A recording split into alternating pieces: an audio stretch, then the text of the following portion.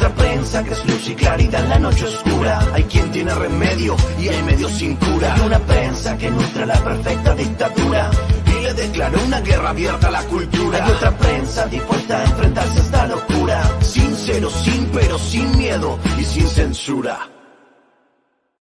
Amigos, amigas, ya estamos listos para hablar como los chayoteros no se atreven, no les interesa o no les conviene, porque no van a morder la mano que les da de tragar. Yo soy Vicente Serrano y como siempre le pido que no permita que le den más de lo mismo.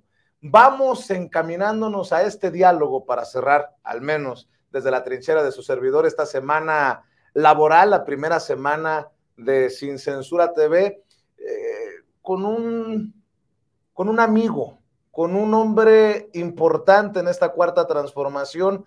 Se ríe cada vez que digo que es el mejor monero, el más importante caricaturista de nuestro país, y me da mucho gusto recibir en estos diálogos entre cuates, entre amigos, sin censura, eso sí, a Rafael Barajas, el Fisgón. Querido Fis, me da mucho gusto que nos acompañes en nuestros estudios. ¿Cómo te va? Al contrario, es un gusto estar aquí contigo y pues muy emocionado por esta nueva experiencia que tienen. Muy austero, como debe aunque diría Pedro Miguel hace unos días, pero en una zona fifí. Mi querido Fis, ¿cómo te va? Bien, bien, bien. Pues, mucho trabajo, ¿no? Muchísimo trabajo con lo del instituto, con lo del diario, en fin.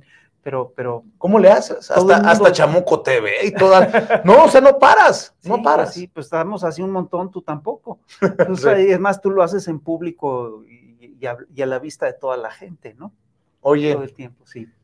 Afortunadamente, porque eres muy generoso, continuamente tenemos la oportunidad de conversar a distancia, cuando se puede, cuando lo permite tu agenda, cuando lo amerita el tema de esta realidad que, ay carambas, la realidad ha superado la ficción. Aquello de López Obrador es un peligro para México se transformó en todo es culpa de López Obrador y se transformó en esto de la oposición moralmente derrotada a tirar patadas de ahogado. ¿Qué cosas, no? ¿Cómo hay flancos abiertos? Mira, es decir, yo sí creo que tenemos que hacer una gran novela con todo esto que pasó. Porque ¿quiénes eran los que decían que López Obrador era un peligro para México? Calderón y Genaro García Luna. Digo, agarra la onda del giro de historia que implica eso. Ahora resulta que los que te decían que López Obrador era un peligro para México, ¿sí?, eran los que llevaron al narcotráfico al gobierno. Es una cosa muy impresionante. Es decir, date cuenta que se está hablando de una mafia, de un cártel de policías en el que estaban Cárdenas Palomino, Pequeño García Luna, es decir, y esos son los que le decían a López Obrador que era un peligro para México. ¿Quiénes eran los que decían que el peso se iba a devaluar si llegaba Andrés Manuel López Obrador al gobierno? Los que devaluaron al peso. En cambio, López Obrador ha tenido un manejo muy estable de la economía, incluso el peso se ha revaluado. Bueno, la OCDE sí, claro, acaba de colocar a México, híjole, no me acuerdo si fue en el octavo, bueno, en las primeras 10 economías de este último año, o sea. Sí, claro. No es cualquier cosa. No, pero sí es muy impresionante, sí, que estos señores, es muy impresionante que esto es un juego del mundo al revés, ¿no? Es decir, los peores delincuentes son los que te acusan de delincuente. ¿Quiénes acusan? Por ejemplo, a los partidarios de la 4T de violencia por quemar una piñata de Norma Piña, los que quemaron la piñata de López Obrador, los que amenazan todo el tiempo. Y si empiezas a hacer el recuento de todo lo que ocurrió desde el 2006, vas a ver que es muy impresionante. En el 2006, yo recuerdo que a mí se me cerraron en 2 ocasiones para amenazarme, para amedrentarme, etc., porque yo tenía una calcomanía con un AMLito en mi coche, y esos sí eran actos de violencia reales, ¿no? Eso nunca se vio del otro lado. Entonces, ¿quiénes son realmente los violentos? Oye, Fis, cuando entrevisté a Pedro Miguel el miércoles, le preguntaba, por decir lo que piensas, por ser quien eres, abiertamente te han amenazado de muerte. A ti que eres el director del Instituto de Formación Política de Morena, a ti que te reciben en Los Pinos, ¿Te han amenazado de muerte? Pues en Twitter de repente te mandan unas cosas de que te tienes que morir y cosas así, pero pues eso no lo tomas en serio, ¿no? Es decir, son cosas, pues ahora sí que son gajes del oficio. Ahora, yo estoy convencido de que quien hace estas amenazas son sectores radicales de la derecha, eso es normal, ¿no? Oye, sí. Es que está cabrón.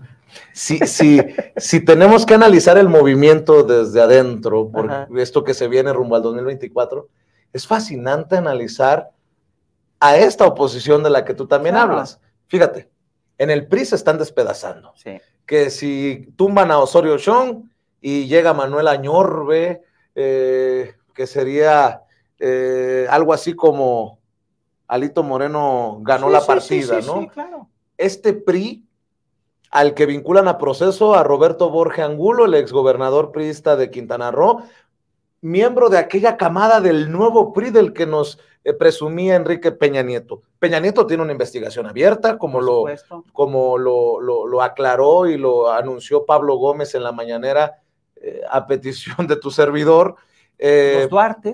Los Duarte, ambos en el bote. Yarrington acaba de ser sentenciado a 9 años de prisión, el exgobernador priista de Tamaulipas, y dices tú, ¿en qué cabeza cabría para un mexicano votar por esto? Pero no solo eso. Ya no sé si es peor para un priista decir que quiere pactar o ir en alianza con el PAN de García Luna, sí, claro, de Cabeza de Vaca y de todos estos personajes, o para los panistas con este PRI que acabo de describir. Y lo peor es que aquel PRD, sí, claro, aquel PRD, sí, hoy está avalando este cochinero, Fis. Así es. Mira, yo creo que lo que tendríamos que hacer es acusarlos a todos de asociación delictuosa y meterlos en una crujía. Cuando nos anunciaron el nuevo PRI, nunca nos dijeron que iba a acabar todo en una crujía, porque eso es lo que estaban anunciando, ¿no? Entonces, yo sí creo que eso tiene que ver con la lógica neoliberal. En la lógica neoliberal se valía de todo, y el último valor, y los valores importantes no eran los valores de la honestidad o de la solidaridad o del nacionalismo, del patriotismo, lo que sea.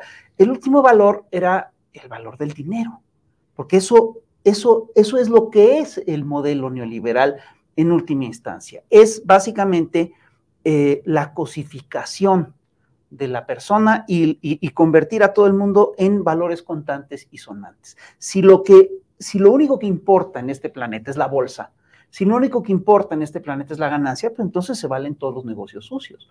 Entonces, por eso vimos cómo en la era neoliberal el mismo PRI entró en una fase delictiva muy impresionante, ¿no? Porque a lo que le estaban apostando es justamente a eso, a un enriquecimiento rápido. Son, como diría mi maestro Adolfo Gili, son verdaderos héroes de la acumulación originaria. Gentes que se hacen ricos en 3 años, gentes que se hacen ultramillonarios en 10, gentes que pueden entrar a la lista de Forbes en 15 años. Es decir, es muy impresionante como proceso. Ahora, humanamente es tremendo. Humanamente es verdaderamente una decadencia terrible, y eso no lo puedes hacer, como lo decía la esposa de García Luna en el juicio, pidiendo préstamos al banco y todo eso. Es decir, esas fortunas de $700 millones solo las puedes hacer con actos profundos de corrupción, con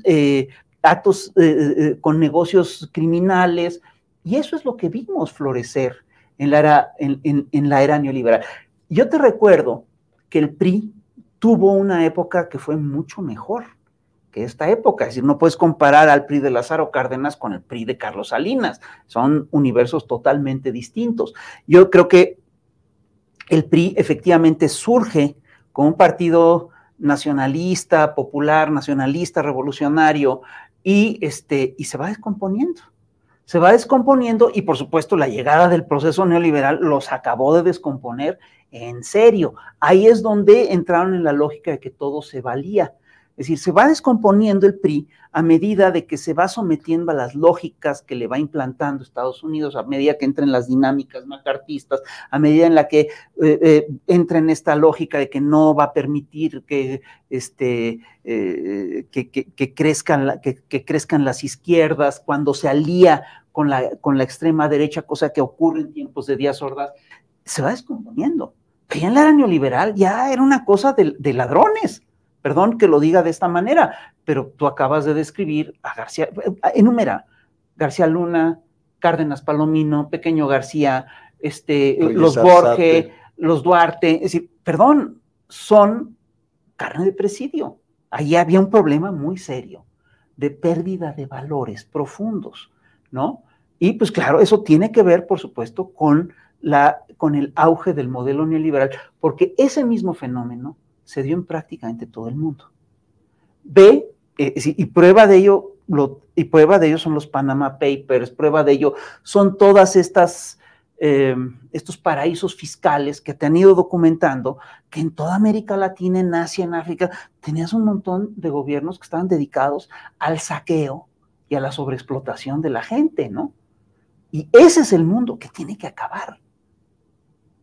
Y ese es el mundo, además, lo que es increíble en este proceso es que ese universo se mantuvo vivo en gran medida porque construyeron un aparato de engaño muy eficaz, que son los grandes medios masivos de comunicación, que eran además un espléndido negocio, que estaba en manos de los más ricos de los más ricos, ¿no? ¿Quiénes son los grandes dueños de las grandes fortunas a nivel global? Pues aquí en México tienes entre otros, a Azcárraga Jean, a Salinas Pliego, ¿no? Y en Estados Unidos está Turner. Es decir, es muy claro quiénes son los que llevan estos grandes negocios. Y todos, y uno de los grandes negocios del era neoliberal fue, sin lugar a dudas, el negocio de los medios masivos de comunicación. De la mentira, de la tergiversación. Por supuesto. De los silencios cómplices. Pues sí. Pero imagínate cuánto dinero se iba en eso. Tuvimos un atisbo de esto en el juicio de García Luna, cuando sale el tema de cuánto se le da al Universal, cuánto se le da a Riva Palacio, ¿no? Son 25 millones de pesos al mes. Haz cuentas. ¿Cuántos son 25 millones de pesos en un año? 25 millones de pesos mensuales en un año, pues es una fortuna. Más de 10 millones de dólares. Pues sí. Es una barbaridad. Y eso es en un solo de los medios, en uno solo de los medios. Entonces, si estás hablando realmente de un proceso de deshumanización profunda, que además pone en riesgo al mismo planeta, porque lo que estamos viendo en todo el planeta, ¿sí?, es un saqueo brutal de las reservas, de los recursos, una deforestación impresionante que provoca migraciones, que provoca crisis ecológicas, que provoca problemas de agua. No hay un solo cuerpo de agua importante en México que no esté contaminado.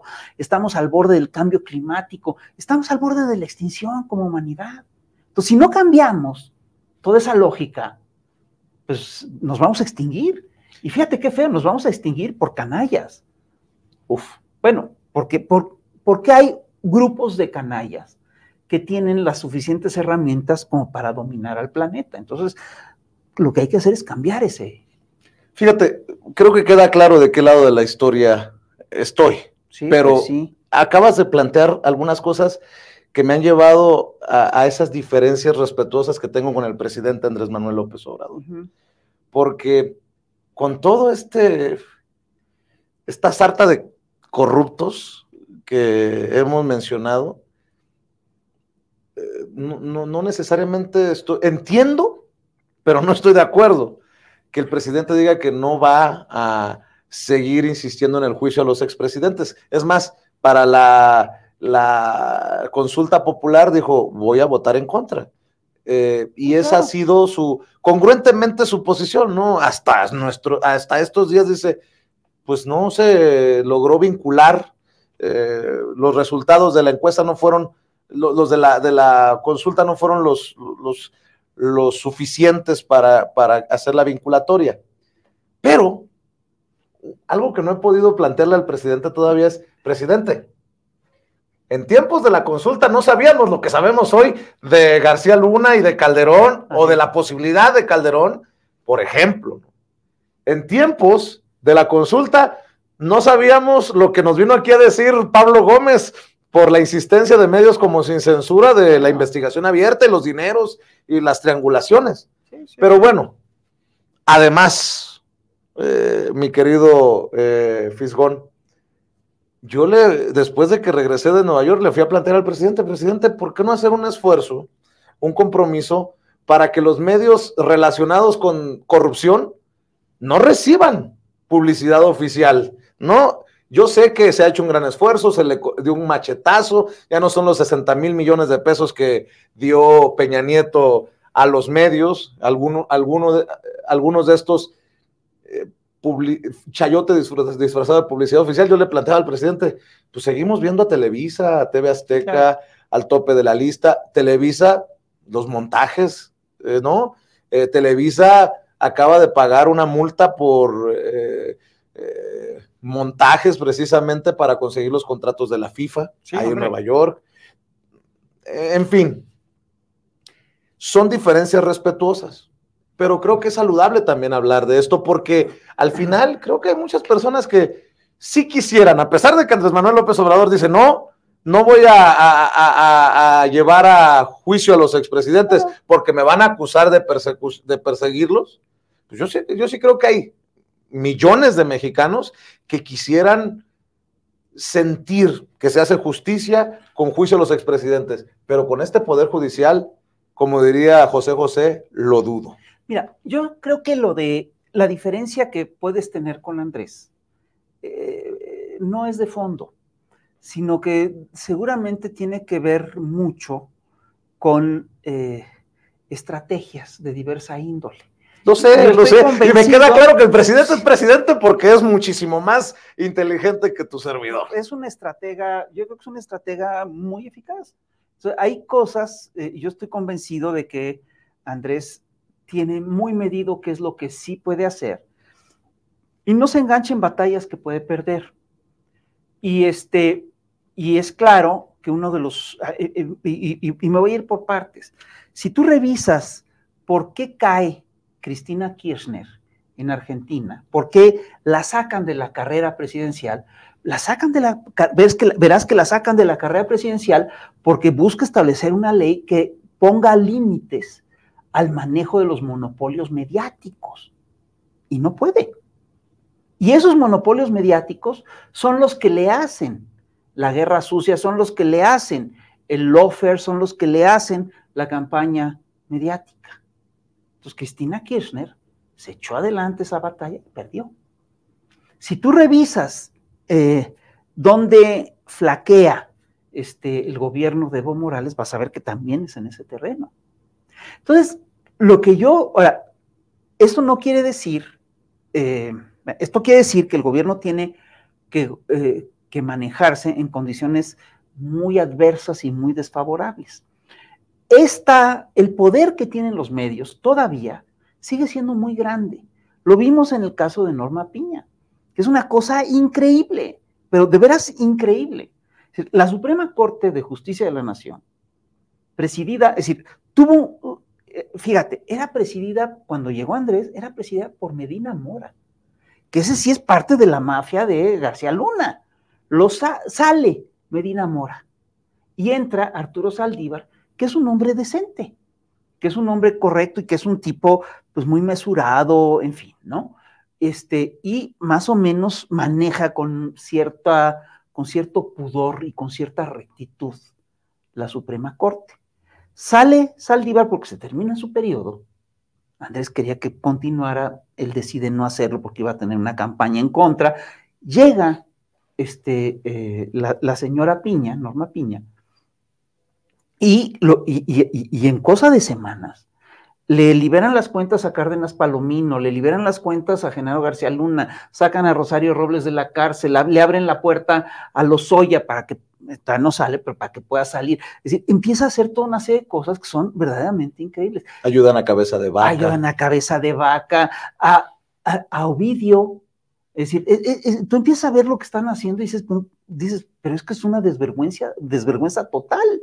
Luego además dicen algunos, sí, pero Norma Piña no está firmando. No, pero tampoco se posiciona como la manda más en el Poder Judicial de la Federación. No revisa los casos. Lo menos que se puede decir es que no está revisando los casos.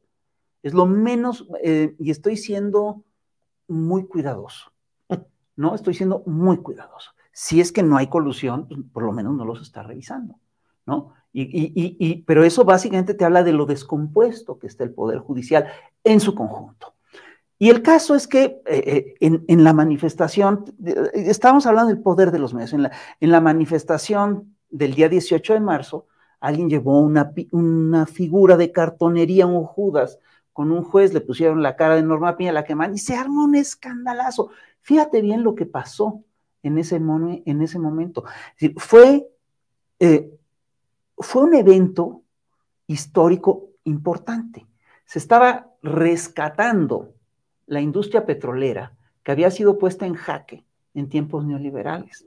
Es una suerte de reexpropiación petrolera, porque en México con frecuencia tenemos que pelear varias veces por las mismas causas, ¿no? Hemos peleado varias veces por la soberanía, hemos peleado varias veces por la soberanía energética. Estamos peleando por eso, se está celebrando, entre otras cosas, la expropiación del litio.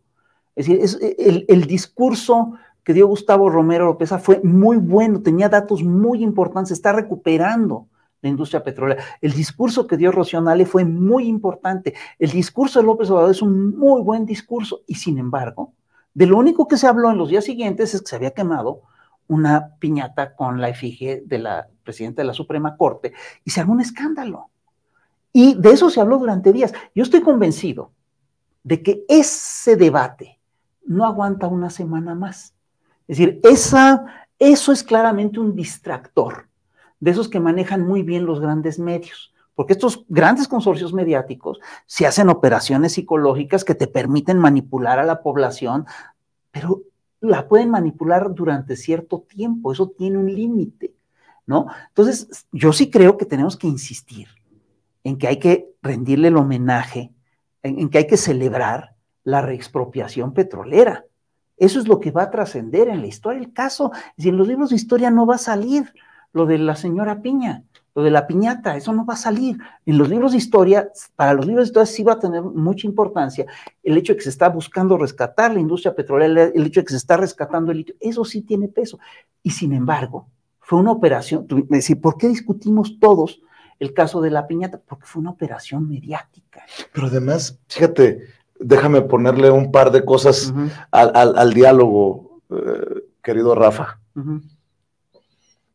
Con todo el cinismo, salen personajes como Margarita Zavala, sí, claro, la diputada federal del PAN, ex primera dama de la guardería. Se pronuncia por la quema de una piñata, pero yo nunca, a menos que me falle la memoria, nunca se posicionó con tal firmeza, porque se nos quemaron, o se les quemaron 49 niños en la guardería ABC. Sí. Estaba viendo, por ejemplo, que Kenia López Rabadán, la senadora del PAN, no voy muy lejos, voy a buscar en mis archivos aquí rapidito, quejándose por que el presidente es el que está provocando esta violencia, pero fíjate, un tuit de ella que me llamó mucho la atención, no es para demostrar la virulencia. Sí, y además la hipocresía. Por aquí debo de tenerlo. Salió a atacar al presidente en Twitter, en redes sociales, y dices tú, pues ¿estás en contra o no de la violencia? Llamó mentecato, aquí está, mira.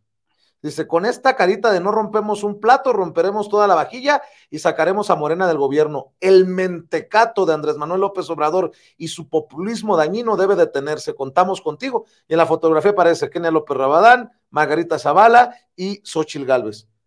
Pero no es violencia. No es violencia tampoco que agarren a palazos con una piñata a la figura de Andrés Manuel López Obrador con la banda presidencial. O sea, agreguémosle a esta campaña bien no se nos organizada. Olvide que en la marcha de la derecha, que fue unas semanas antes, pasó por ahí un muchacho en una bicicleta y lo agarraron a golpes. porque presumieron que era partidario de la Cuarta Transformación. Eso sí es violencia. Por eso te digo, hay que agregarle a esta campaña de los medios de comunicación el gran cinismo que le estamos permitiendo de alguna manera a esta oposición, ¿no? Sí, claro. Esta hipocresía. Sí, pero fíjate, ¿por qué pueden hacer eso?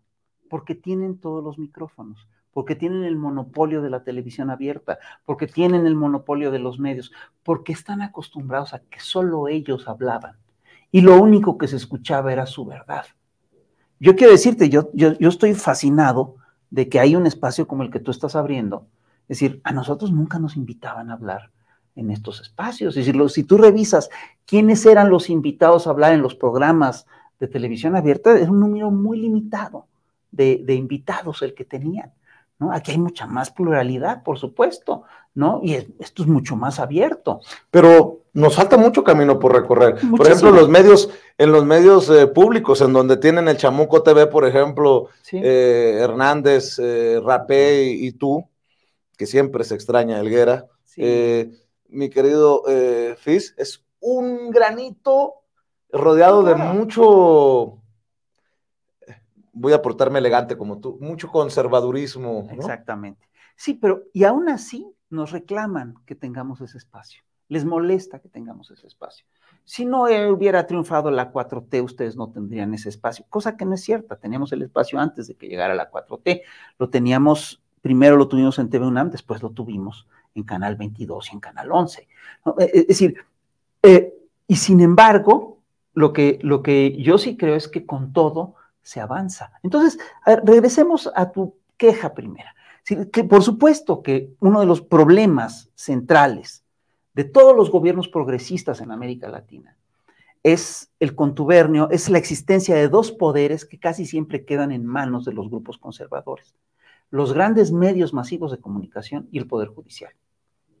Y el hecho de que con estos dos elementos se ha articulado toda una estrategia que ha pretendido y que ha logrado a veces echar abajo los gobiernos progresistas. Es la estrategia de los golpes blandos. Esa estrategia está muy clara, ¿no? Y es lo que, y se ha acuñado incluso un término que es el de lawfare o guerra judicial, ¿sí? Que básicamente funciona con un contubernio entre acciones del Poder Judicial y acciones mediáticas, que no pueden funcionar las acciones del Poder Judicial sin el peso de los medios. Si los medios no convencen a la mayoría del pueblo brasileño de que Dilma Rousseff es una tipa gacha y quién sabe qué, a Dilma no la tiran, no la tira el Poder Judicial. Si los medios no llegan a convencer a la mayoría de la población de que el caso de Lula es un caso de corrupción, el Poder Judicial no puede actuar como actuó y no puede encarcelar a Lula y no lo puede sacar de la contienda presidencial, cosa que fue una aberración, porque lo acusaban de que quería comprar un departamento. Esa era la acusación. Y cuando decían, Lula y sus abogados pedían pruebas, dice, es que el que no haya pruebas, decían estos señores, es prueba de que fue una operación de Estado. Date cuenta del despropósito, date cuenta del tamaño del engaño. Ahí te va. Si no existieran mañaneras, ya hubieran tumbado a López Obrador. Por supuesto, como tumbaron a Castillo. Es decir, no es solamente las mañaneras, es decir, yo sí creo que las mañaneras son estratégicas. Y si tú revisas, todos los presidentes o muchos de los presidentes de América Latina ensayaron propuestas similares. Hugo Chávez tenía su programa de Aló Presidente, que duraba horas, ¿no? Que era un programa de radio en el que la gente podía hablar con el presidente. Rafael Correa, una vez a la semana, respondía a todas esas cosas, y eso le tomaba mucho tiempo. Y eso es delicado porque implica que lo que le dedicas a responder a esas campañas mediáticas, se lo estás quitando al gobierno, se lo estás quitando a la función pública. Aquí lo que es increíble es que Andrés hace eso y no le quita un minuto a las cosas de gobierno, y ahí toma decisiones en la mañanera, etcétera. Y es una estrategia, si tú revisas, a la que lo obligaron los mismos medios cuando él era jefe de gobierno. Correcto. Él empieza a probar esto para decir, oye, espérate, tengo que contestar todos los días. Porque, y fíjate, tiene que hacerlo todos los días por la mañana. Si lo hiciera por la tarde, sería desastroso. Pero además es porque Andrés Manuel López Obrador, desde que era jefe de gobierno en tiempos de Fox, empezó a dictar la agenda política del país. Hoy en día, la agenda la dicta el presidente. Así es. A pesar de todos los senadores, a pesar de lo que diga Ciro, de lo que diga Joaquín, de lo que diga, lo odian, pero no lo pueden dejar. Así o sea, es. Tiene todo, a pesar de que sean los medios tradicionales, gira alrededor de la agenda que dicta el presidente, ¿no? Pero no es lo único que le permite a Andrés conservar la popularidad y mantener una cierta estabilidad en el país. Yo sí creo que sí hay un proceso de revolución de conciencias, que es muy importante, en el cual tienen que ver un montón de factores. Es decir, te lo voy a poner muy simple. Es decir, la gente, es decir, los medios son los mismos para la gente que fue a la Marcha Rosa y para la gente que fue a la marcha del 18 de marzo. Sin embargo, tú entrevistabas a la gente de la Marcha Rosa y estaban muy desinformados. Entrevistabas a la gente que fue el 18 de marzo y encontrabas cosas increíbles, porque te encontrabas gente muy humilde, gente de bajo poder, con muy buena información. En parte porque ven las mañaneras, en parte porque no ven la gran televisión abierta, en parte porque se informan a través de sus redes, en parte porque han construido tejidos de información que van más allá de los grandes medios masivos de comunicación. Pues mira, hay una cosa que sí hay que señalar y que es importante. Los grandes medios masivos de comunicación, lo que están haciendo no es que no están informando, están haciendo espectáculo. Están haciendo un espectáculo y manipulan a la gente mediante la desinformación, pero sobre todo mediante el espectáculo. ¿Quiénes son las dos estrellas del gran medio antiobradorista de los últimos tiempos, que es Latinos? Son Broso, es un hombre de espectáculo, es un payaso, es una figura cómica, ni pretende ser un informador. Y el otro es Loret de Mola, que ya tampoco pretende ser un informador. Es un hombre que te monta espectáculos. Entonces, sí hay que competir también a ese nivel, en términos de espectáculo, pero yo sí estoy convencido que tenemos que competir con información.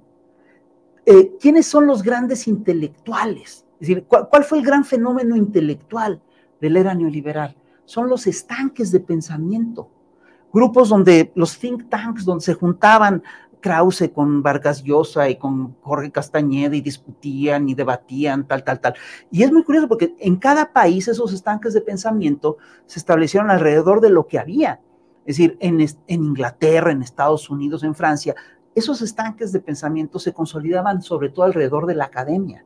En México se consolidaron como, al igual que a principios del siglo XX, cuando se dio el golpe contra Madero, alrededor de revistas y de grupos de periodistas. Entonces, Letras Libres, Nexos, eso es lo que hacían, ¿no? Así es como se estructuraban. ¿Cómo vas a combatir eso? No lo puedes combatir con otro estanque de pensamiento. Lo puedes combatir solamente si haces que el debate realmente se socialice, que todo el mundo pueda discutir, que la opinión no sea la exclusividad de intelectuales supuestamente tocados por los dioses, sino que es un tema, todo el mundo, es un principio de democratización, todo el mundo puede hablar de todo. Eso, por supuesto, que también trae en jaque a la derecha mexicana, porque están perdiendo todos los debates, no los aguantan. Qué interesante que menciones esto de los periodistas en los think tanks. Sí. Se me viene a la mente esta campaña que creo que ha sido medianamente efectiva para esos medios tradicionales contra los medios independientes y alternativos, de que somos paleros, de que aquellos que nos hemos definido, ¿no? Y yo digo, ¿cómo esos personajes siguen aplaudiendo y hasta recibiendo premios de Beatriz Pajés de la revista Siempre, que fue la que emitió su discurso en esta marcha para defender al INE, pero ella es una gran periodista y uno que se expresa desde una caricatura o desde estas trincheras es un vendido al gobierno? Bueno, pues pueden no estar gobernando en estos momentos esos, pero de algún lugar tiene que estar agarrada la revista siempre. Sí, claro. Porque soy muy mal pensado, pues. Sí, mira, este debate, por supuesto que lo sufrimos todos, lo vivimos todos los que estamos trabajando en este momento, en los medios, en todos los medios. Y tiene que ver básicamente con visiones del mundo. Y si tú te fijas, lo que hacen es sobresimplificarlo todo. Estás con el gobierno, entonces eres un chayote. Oye, espérate, ya no hay chayote, ¿de qué estás hablando? El león piensa que todos son de su condición. Sí, claro. Además te dicen, es que debes de ser un chayote. Si ya no hay chayotes, y esa es la queja de los grandes medios. Es decir, ¿cómo utilizan ese término de esa manera? El término, el problema con... el problema con el chayote es que es básicamente gente que vendía su opinión, que le ponía precio a su opinión. Es decir, todos los que estamos peleando por digamos, muchos de los que defendemos la Cuarta Transformación, llevamos décadas defendiendo este mismo proyecto. Llevamos décadas peleando porque esto se dé. Llevamos décadas peleando porque se acabe el neoliberalismo, porque se acabe la corrupción. Digo, es increíble, ¿no? Que nos digan que eso es un acto de incongruencia, porque ahora estás con el gobierno. Siempre estuviste contra el gobierno, ahora estás con el gobierno. Espérate, esto no es un partido América Chivas. Es decir, tú sí puedes decidir arbitrariamente a quién le vas en un partido de fútbol, pero no en política. En política yo sí creo que lo que define tu posición tienen que ser principios, posturas éticas, programas de gobierno. Eso es lo que define. Yo siempre he estado porque suban los salarios. Si el gobierno lo sube, pues me va a parecer bien. Si el gobierno los estanca, me va a parecer mal. ¿No? Siempre he estado en contra, yo siempre he estado a favor de que se hagan proyectos ecológicos importantes. Si el gobierno los hace, aplaude. Si el gobierno no los hace, con permiso. Es decir, no puedo estar con eso. Entonces, es una sobresimplificación de los fenómenos. Y lo que te quieren plantear es un falso dilema. Es decir, ahora tú estás con el gobierno, por lo tanto eres un corrupto. Espérate, ¿por qué atacabas por qué no estabas tú contra el gobierno en su momento? ¿Por qué Héctor de Mauleón, de repente le entrevista a Julio Astillero y Héctor de Mauleón le pregunta a Julio Astillero, oye, ¿tú criticaste a Calderón en su tiempo? No, yo estaba haciendo otras cosas. ¿Qué estaba haciendo? Perdón, pero ¿qué estaba haciendo? Es decir, ahí sí, es decir, esto en realidad no es otra cosa más que un choque de proyectos. Son dos proyectos de nación que son totalmente contrapuestos y que están confrontados. Déjame hacer una aclaración para que no se preste a malas interpretaciones. Cuando digo que difiero respetuosamente del presidente en esto del juicio a los expresidentes, en esto de la publicidad oficial a ciertos medios que considero que son o que están relacionados a casos de corrupción, pues al final son mis opiniones, ¿eh? Y yo siempre les digo que no confíen en mí a ojos cerrados, ni en mí a ojos cerrados. Y al final, pues me queda claro que habrá otras cosas que no llegue a entender desde esta labor de llevar las riendas de un país. Pero además, como siempre les he dicho, mi labor también es provocar el debate de las ideas, y si eso genera un debate y genera una movilización de la gente de a pie, de la gente de abajo, pues creo que de alguna manera se ha cumplido con esto de también, porque es parte de la Cuarta Transformación, de que opinemos, de que se debata, de que se opine, y ojalá que la audiencia de Sin Censura también le vaya perdiendo el miedo a presentarse con nombre y apellido y con su rostro para expresar una opinión.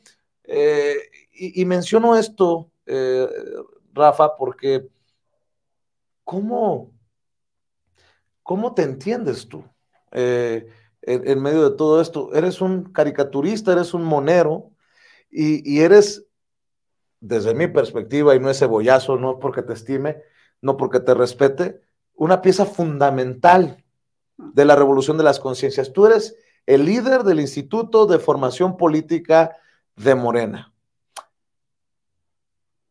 Mucho de lo que se venga en cuadros, en desarrollo político, será en gran medida de lo que están haciendo en el instituto. ¿Cómo te entiendes tú en este proceso que seguirá después de López Obrador? Pues él mismo lo ha propuesto así. Tiene que seguir. Mira, yo no creo que sea yo una pieza fundamental. Yo creo que es un proceso generalizado. Lo que es muy interesante es que se masificó el debate.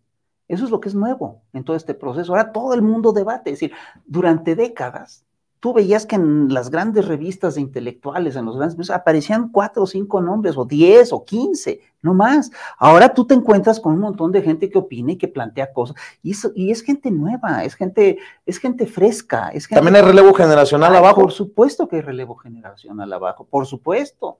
Y es muy importante, y viene gente muy interesante, ¿no? Que obviamente se tiene que curtir y se tiene que pelear y se tiene que aprender a debatir, y le tiene que perder el miedo a los micrófonos y le tiene que perder el miedo a presentarse aquí contigo, pero por supuesto que existe ese relevo generacional. Entonces, yo lo que sí veo es que es un movimiento vivo y es un movimiento activo, y eso es muy difícil que lo puedas combatir, ¿no? El sector de la derecha neoliberal en México, eso todavía no lo entiende. Todavía no entiende ni siquiera lo que está pasando. Es muy impresionante. Lo ves claramente, por ejemplo, cuando Gustavo de Hoyos Walter se destapa, entonces ese señor no sabe dónde está parado, ¿no? Y quiere hablar como el Cachas y diciendo, ya estoy hasta la madre. Perdón, el tipo no entiende a quién se está dirigiendo, no entiende en qué país está. No entiende lo que está pasando, no entiende el momento histórico. Y tú te encuentras con un montón de gente en la calle que sí que lo entiende, ¿no? Eso es muy distinto. Entonces, tú dices, bueno, sin lugar a dudas el tema de la revolución de las conciencias es crucial. Sin lugar a dudas, no se hubiera llegado a esto, no se hubiera dado el triunfo de López Obrador en el 2018, sin un proceso de revolución profundo de conciencias, sin un sector de opinión que de repente dijo, bueno, vamos a aguantar aquí, vamos a estructurar, vamos a esperar acá, vamos a ver cómo resolvemos esto, tal. Date cuenta de lo que implica históricamente el hecho de que la gente sufrió décadas de injusticia, ¿sí? Y que decidió no rebelarse por la vía violenta, que decidió disciplinadamente hacerlo por la vía democrática, por la vía electoral.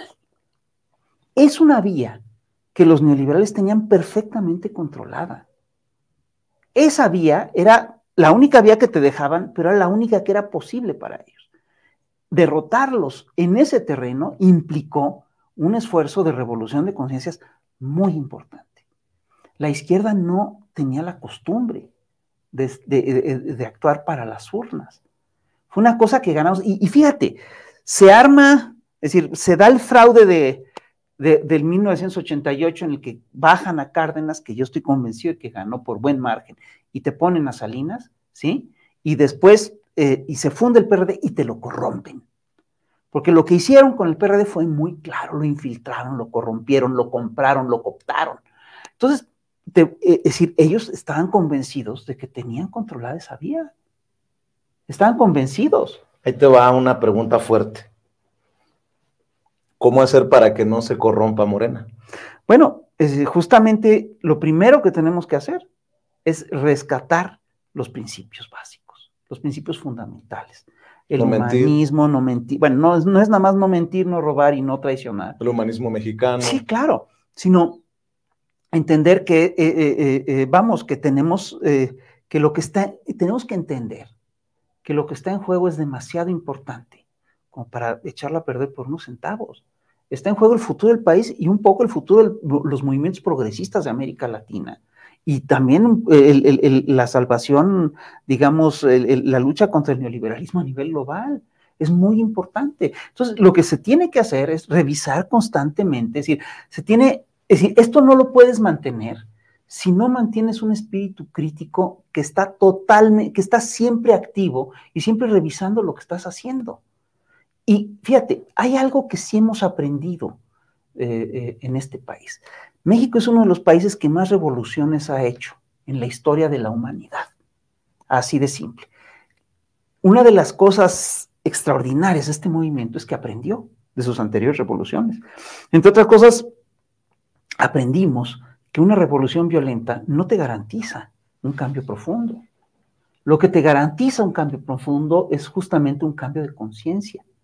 Entonces, lo que tenemos que hacer es profundizar ese cambio de conciencia, debatir todo el tiempo, revisarnos todo el tiempo.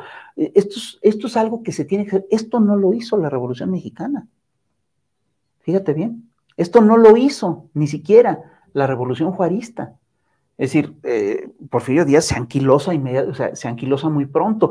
Es decir, en la Revolución Mexicana se establecen como toda una serie de cánones. Es decir, y esto es algo que sí estamos haciendo ahora.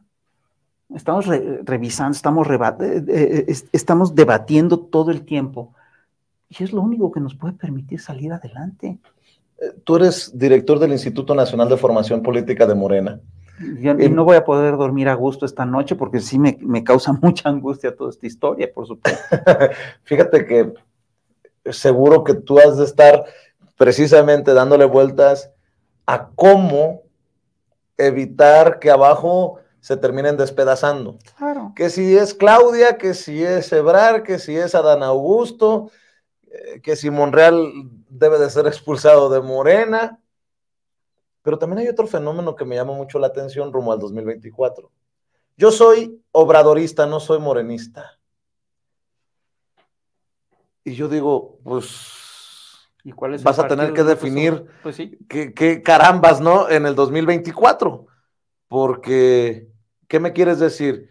Que si no te gusta el candidato que Morena defina en el 2024, vas a decir, por mi obradorismo le doy la espalda. Es que no lo llego a entender. Hacia el 2024, ¿cómo ves este proceso interno? Porque yo soy de los que piensa que la gran situación es que se entienda que o se va unido o se jode la cosa. Así es. Mira, una de las cosas que tenemos que entender, al final de cuentas, es que el obradorismo es, entre otras cosas, un frente amplio. Es un frente en el que caben montones de actores, montones de sectores. Y hay que darle cabida a todos, y hay que darle cobertura a todos, y hay que darle lugar a todos. Y una cosa que se tiene que entender también es que lo que nos tiene que unir ya no va a ser en un futuro próximo, ya no puede ser una figura caudillista tan importante como lo fue López Obrador. Lo que nos tiene que unir es un proyecto de nación, lo que nos tiene que unir es un proyecto de país, y ese lo tenemos que discutir, lo tenemos que debatir. Y el proyecto de país lo está delineando López Obrador con mucha claridad. Es decir, López Obrador ha logrado ya toda una serie de cambios que son trascendentes, que son importantes. Es decir, se está rescatando la soberanía energética, se está rescatando el Estado, se está rescatando los programas sociales, se está rescatando incluso la hidrología del país, se está rescatando los bosques, se está rescatando a la nación en general, se está rescatando soberanía, ¿sí? Pero faltan muchas cosas por hacer. Tenemos que consolidar la reforma energética, tenemos que consolidar la reforma eléctrica, tenemos que hacer una reforma judicial profunda. Sin la reforma judicial, esto puede naufragar con mucha facilidad, como te lo está demostrando ahorita la Suprema Corte o la Corte, como te lo están demostrando los jueces con sus decisiones, ¿no? Es decir, ¿cuándo se puede concretar la expropiación petrolera? Cuando la Suprema Corte está de acuerdo. Antes no fue. Y fíjate, en 1917, la nación en el constituyente se establece que la riqueza del subsuelo es de la nación. Pero esto solo se concreta en el 38, 11 años después. ¿Por qué? Porque no contabas con el apoyo de la Suprema Corte. Había un aparato judicial que no permitía que eso decía, no, eso lo tenemos que cambiar, tenemos que cambiar la Suprema Corte, tenemos que hacer una reforma electoral profunda. Los cambios son muy importantes y eso, por supuesto, que es un proyecto de nación que está configurado y en el que muchos vamos a estar de acuerdo. Entonces, yo sí creo que el debate tiene que ser por ahí. Y te voy a ser franco, si nosotros consolidamos un proyecto de nación lo suficientemente bueno, lo suficientemente esperanzador, lo suficientemente democrático, lo suficiente, y que sea plausible, que sea posible. Si hacemos eso, que quede el que quieran, ¿eh? Si hacemos eso, lo que importa va a ser eso, no quién queda en la presidencia de la República. Y quien quede en la presidencia de la República, pues va a tener que acatar lo que pasa, lo que dice abajo la gente. Y esta experiencia ya la tenemos en México. Nos ha ocurrido en varias ocasiones. Es el caso de Carranza, en 1917. Carranza no quería la Constitución que salió. La Constitución que salió se la impuso la base revolucionaria que buscó impulsar un estado de bienestar, un estado nacionalista. Carranza tenía un proyecto mucho más conservador que ese. Sin embargo, ese es el proyecto que se impuso y Carranza lo tuvo que respetar, ¿no? Y esas experiencias de que de repente incluso tienes un mal candidato, pero en fin, pero lo sobrevives, esa experiencia ya las tenemos también en la izquierda. Ve lo que pasó aquí en la Ciudad de México. En la Ciudad de México ganó Cárdenas la Ciudad de México a finales del siglo XX, llegó después Rosario Robles, que no hizo tan mal papel en aquel momento, después llegó López Obrador, que hizo un muy buen papel, estuvo Marcelo Ebrard, pero tuvimos a Mancera, y la Ciudad de México conservó, es decir, si votó, Mancera llegó por la izquierda, y toda la base obradorista aguantó todo el periodo de Mancera, terminó el periodo de Mancera y votó por Claudia Sheinbaum. ¿Me explico? Entonces, yo sí creo que tenemos esa base, tenemos ese tipo de población, tenemos ese tipo de ciudadanía consciente. Podemos esperar y podemos apostarle a proyectos específicos. Y te voy a decir algo, la gente está muy contenta de que aguantó, siguió la estrategia, no se metió a los golpes, no se levantó en armas y ganó. Y que este gobierno no solamente no lo ha defraudado, no, sino que ha hecho un muy buen papel a muchos niveles. Entonces, yo sí creo que podemos hacer ese esfuerzo. ¿Es tu amigo, el presidente, Rafa? Pues sí. ¿Por qué me dices, pues sí? No, muchos estarían, pues sí, sí es mi amigo. Yo estoy orgullosísimo, ¿no? Yo estoy orgullosísimo, por supuesto que es mi amigo. ¿Cómo es tu amigo? ¿Cómo es como amigo López Obrador? A ver, te voy a contar, yo lo conocí en la década de 1980. Ya tiene rato. Ya tiene rato. Y desde que lo conocí, me di cuenta que era un dirigente político fuera de serie. Y dije, y me pareció, sobre todo, que era un hombre de una ética impecable. Y fíjate, a mí me ha pasado algo muy curioso. Yo siempre había dicho, yo no voy a tener lazos con ningún político. Entonces, pero yo siempre entendí que López Obrador no era un político, que era un dirigente social, de a de veras. Y tenía un contacto con el pueblo, con la gente, que era muy impresionante, ¿no? Y era un hombre decente, era un hombre correcto, era un hombre bueno, era un patriota. Pues la verdad me cayó muy bien. Es decir, y nos hicimos amigos desde muy temprano. Y pues eso es muy inteligente. A mí me encanta cuando la gente lo desprecia, cuando dice, no, ese indio de Macuspana. Ni habla inglés. Ni habla inglés. Y cuando dicen eso, dices, bien por ellos, ¿no? Es decir, las van a perder todas y así ha sido, ¿no? Es decir, no entienden al personaje. Es un hombre muy culto, es un hombre muy inteligente, es un hombre profundo, es un gran estratega, ¿no? Y la verdad es un hombre muy, muy leal. Y es un hombre, es una gente a la que le puedes tener toda la confianza. Entonces, ¿cómo es como amigo? Pues es un muy buen amigo. En ese sentido. Ahora, si tú me preguntas, ¿qué he obtenido yo de la amistad con Andrés? No, nada, me ha costado. Es decir, todos los que hemos sido amigos de Andrés, nos ha costado todo el tiempo. Es decir, ahorita incluso que él es presidente de la República, ¿tú crees que yo he sacado un peso de la amistad con Andrés? No, hombre, me cuesta. Hasta en mentadas de madre, ¿no? Me cuesta a todo nivel. Nos paramos unas chingas tremendas. Yo no cobro un peso en el Instituto de Formación Política. Si lo cobré, me lo estarían cobrando los señores de la derecha de muchas maneras. Entonces, es una chinga, ¿sí? Pero ahora sí que... Pues si no lo hace uno, ¿quién? No. Decían en mi pueblo, ¿no? Sí, imagínate, ahora lo que yo te puedo decir es que sí es un honor estar con Obrador. Es un honor. Oye, Fis, ya estamos en la recta final de esta plática. ¿Te queda tiempo para esas cosas de uno que lo hacen feliz? O sea, andas en el instituto, Sí. andas, haces tus caricaturas, tus sí. monos. El programa El Chamuco TV. No, todo es una friega y luego te tienes que ir a quién sabe dónde y de repente un día te amaneces, oye, que hoy en la tarde tienes que ir a Aguascalientes porque quién sabe qué, te vas y te regresas ese día y no duermes bien. Pues es una friega. Mira, te voy a decir la verdad. Es decir, hay muchas cosas que ya no puedo hacer. Yo aproveché la pandemia, cuando se paralizó todo, para sacar adelante una investigación, que a mí me daba mucho gusto hacerlo, que yo tenía pendiente sobre la historia de la caricatura del siglo XIX. Ya la concluí, ya terminó, ya la entregué, y espero que se publique este año. El primer volumen, porque salió en 2 volúmenes. Entonces, para eso me dio tiempo. Ahora, no me da tiempo de pintar, no puedo leer cosas que no tienen que ver con el trabajo. Sí, claro. No me da tiempo de pintar, no me da tiempo para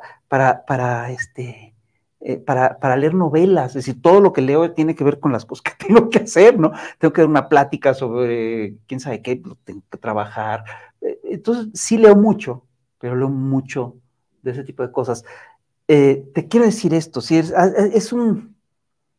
sido una friega que gane Andrés para mí, ¿no? Porque ha sido una madriza pareja. Es decir, duermo menos, trabajo más, trabajo el doble, gano menos, mucho menos que lo que ganaba. Pero no es queja. No, espérate. Espérate.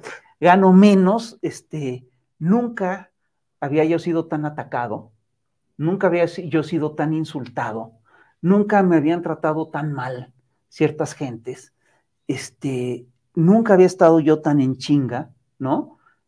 Y te voy a ser franco, nunca había estado yo tan contento. Entonces, queja no es.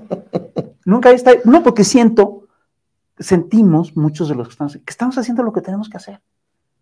Que no le estamos quedando mal a lo que queríamos hacer con el país, ¿no? No voy a salir más rico de esta historia, pero ni de chiste. Voy a salir con muchos enemigos que no hubiera tenido si no me hubiera yo metido al instituto. Te acusan de todo y que eres desde palero, todo ese rollo, te peleas con tus amigos porque, es decir, hubiera tenido yo una vida mucho más plácida y mucho más agradable. Pero yo creo que lo que estamos haciendo es simplemente lo correcto. La gran satisfacción, lo que yo me llevo, lo que me hace realmente feliz, es que creo que estoy haciendo lo que hay que hacer. Y te voy a decir algo, el instituto sí está funcionando. La gente sí está debatiendo y sí estamos teniendo debates interesantísimos, se está socializando el debate. El instituto se multiplicó por 10 o por 100 en fechas recientes. Le estamos dando formación a más de 14,000 gentes de golpe. Está muy bien, está padrísimo lo que estamos haciendo. Pues con la pena. Sí, oye, estoy muy contento. Oye, Fis, déjame preguntarte antes de cerrar. ¿En qué momento terminaste como caricaturista? ¿Es la pasión de toda tu vida? ¿Por qué acabé siendo caricaturista? Ajá. Sí, mira, yo creo que yo empecé a hacer caricatura. ¿Cómo te convertiste? Por culpa de Ríos.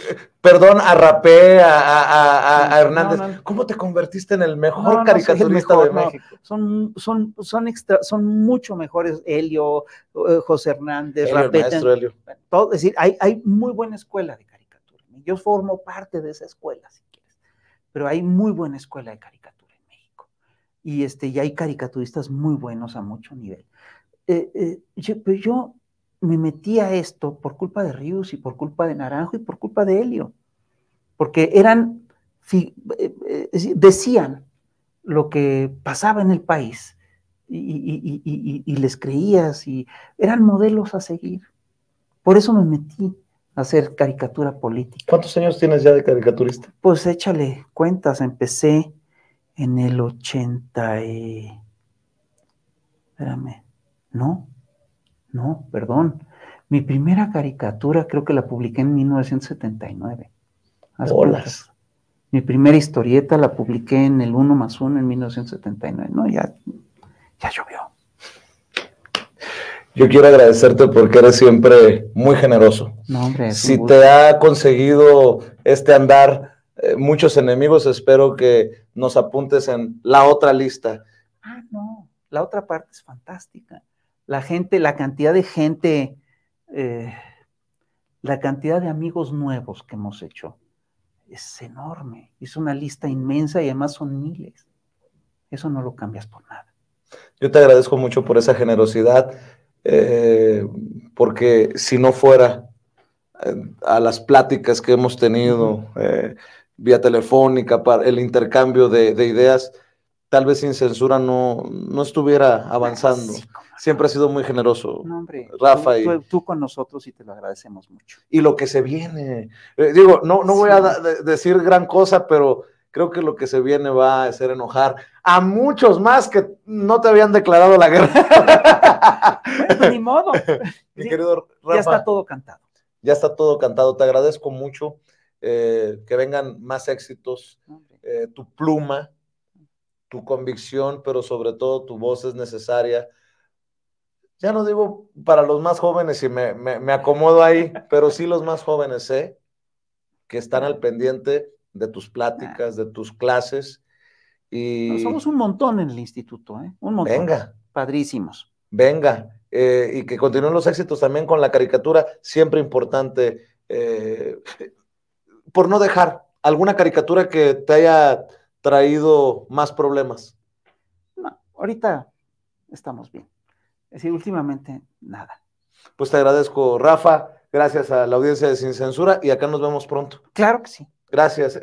A usted que nos está viendo le recuerdo que no solamente basta con vernos en vivo. Ayúdenos a compartir a través de Facebook, de Twitter, de WhatsApp, por donde usted quiera. A través de nuestros canales en YouTube, Sin Censura TV, Sin Censura Media y Sin Censura Presenta, encontrará esta plática con Rafael Barajas el Fisgón en diferentes segmentos, desmenuzadita para usted, porque muchos, y lo entiendo, podrán no tener una hora para sentarse a ver Sin Censura, pero ahí va a encontrar las declaraciones más importantes, las anécdotas y mucho más. Muchas gracias por apoyarnos, pero sobre todo por aguantarnos. Yo soy Vicente Serrano y a nombre de las personas que usted no ve, no escucha, pero que hacen posible esto que se llama Sin Censura TV, muchas gracias y buenas noches.